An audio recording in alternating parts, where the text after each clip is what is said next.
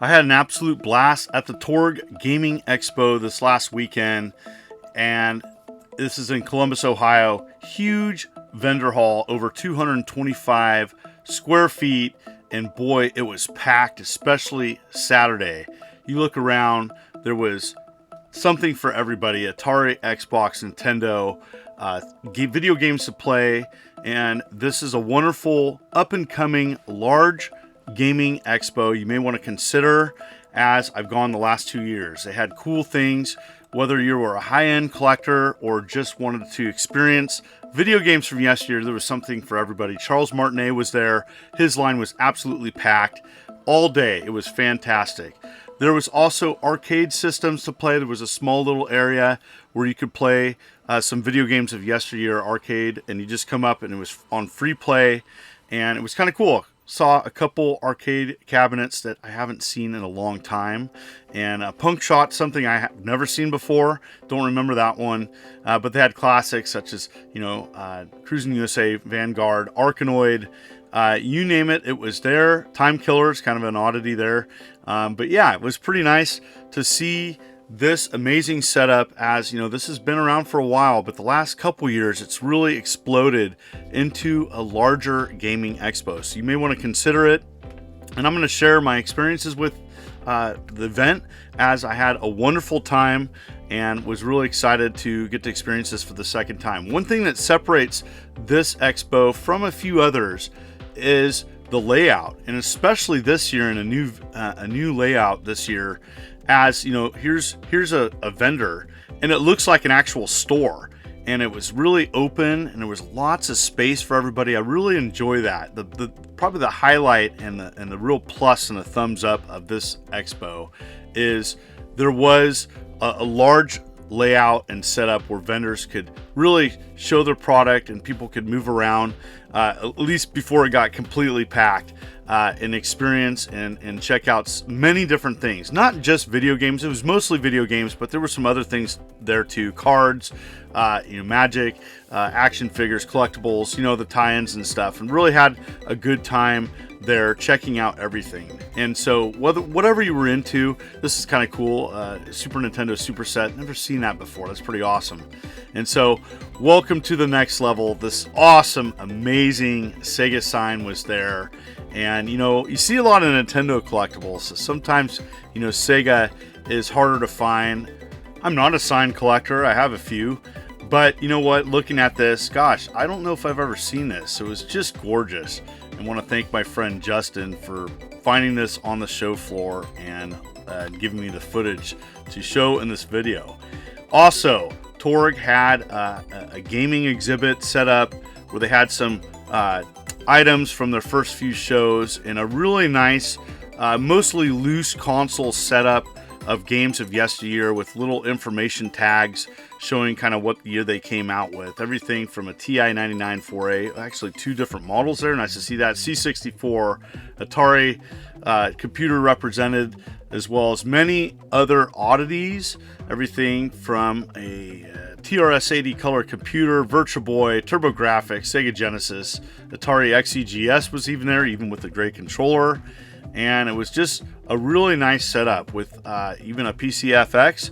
Nice to see that as well. Game Gear, top loader NES, 3DO, even Sega Pico, JVC XI, a 3DO Model 1. And just nice to see video games represented. Not everything, and mostly were loose consoles, but setting this up is a major thing. And so they were spending several hours before the show setting this up, transportation and everything, but really nice setup.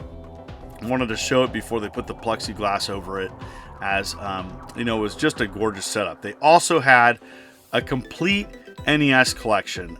This footage was shown before, I do believe Stadium Events was added, but I heard it was there as well. This was a really nice exhibit, and it was nice to see it on the show floor, as people could come up and reminisce about a specific game that they remember.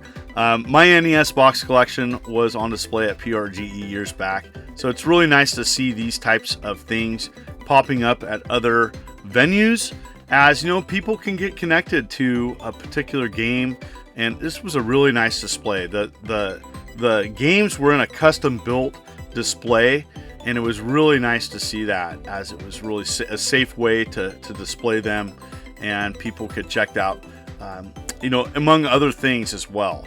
So I really wanted to show that in this video, as I think it was just a beautiful way of displaying an NES Collection loose cart.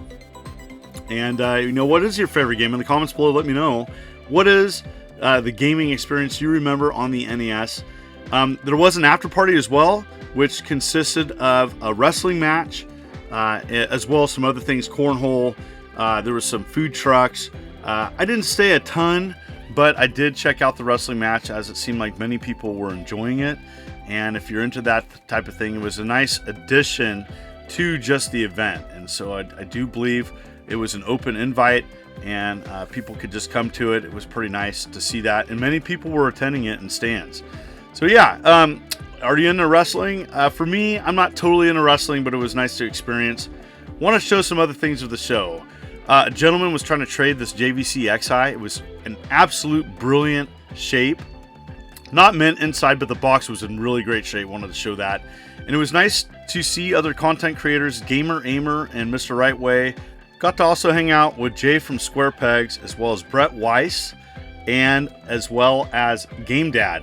$1 Million Bacon from First Watch. Great food there. Also experienced my first Waffle House. Food was okay, but it was open at 6.